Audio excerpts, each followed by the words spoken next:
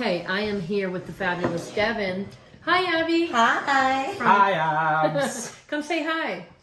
Wave. Peace. Here she is.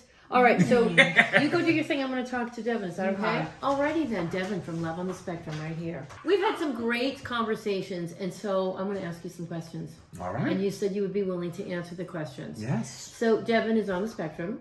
Yes. Was diagnosed as a young boy. Yes. Why don't you give us the background on your story? Oh gosh. So I was diagnosed at the age of 3.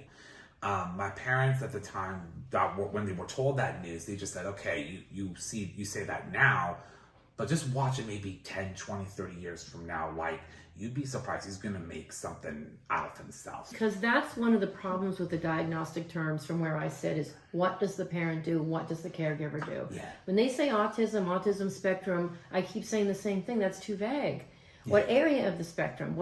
And the truth is they may not know yet, and I get that, but at least have an evaluative process that helps guide us as to what are we supposed to be doing. Mm-hmm. You said something interesting, which was that your mom showed you something not too long ago, which was some diagnostic log. And what did you say when you saw that? I just was kind of blown away by just how much services that I actually got as a child, because as a child you really kind of don't understand, like, you're seeing the services happening but you kind of don't really fully comprehend of what's happening. But it wasn't until COVID, we were cleaning out my parents' garage, and I just saw this folder, and my mom was like, well, this was what we tracked of you for 4 months when you were 4 years old. And I'm just like, wait, for 4 months?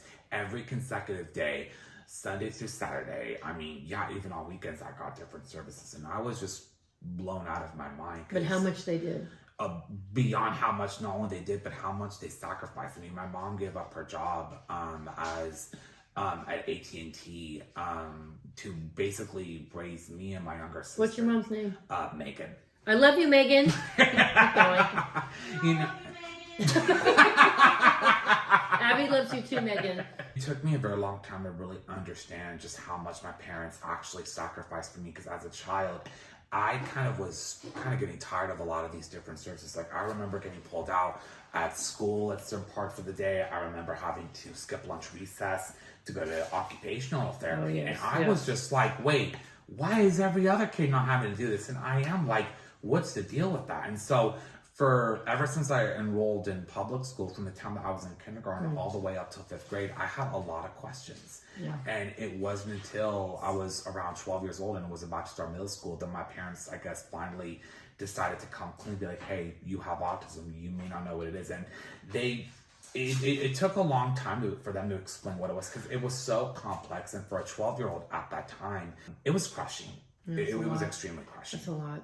Are you managing your feelings about fitting into the world, or are they giving you any actual therapeutic strategies like organizational thinking or social skills modeling or video social skills modeling? Like, those are the things I do for Abby. They are tangible, adaptive life skills.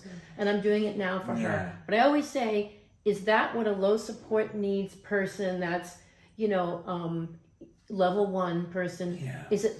Because I feel like it's, from guessing, because I'm talking to more and more people like you so I can better understand it, but like, is it those types of services, or is it more just how you feel about yourself? I think it's a little bit of both. I really do, just from like my own personal experience. Like, I've had, a lot of learning about myself from therapy, but it was also about like how to react to certain situations and how to feel better about yourself. Because I was actually nonverbal until I was 3 years old. Yeah. And the fun thing about... I didn't know you were nonverbal. No, people did not know that I was nonverbal, but it was actually, ironically enough, it was music that helped me to first talk. Music, I know, same with her. She sang before she could talk. And it was funny because I had spoken about this on my podcast once, that that there was a variety of different music. It was the Disney music that first kind of helped me. I know, Disney and people on the spectrum.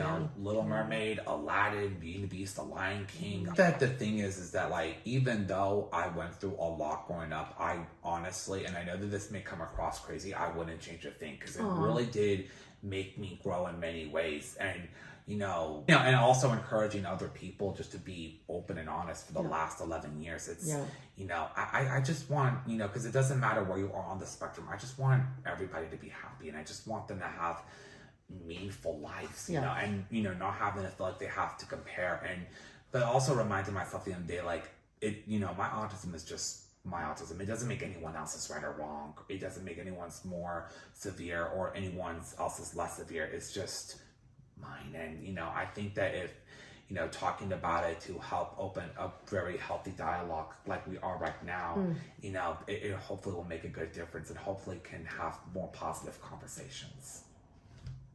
Love it. Love it.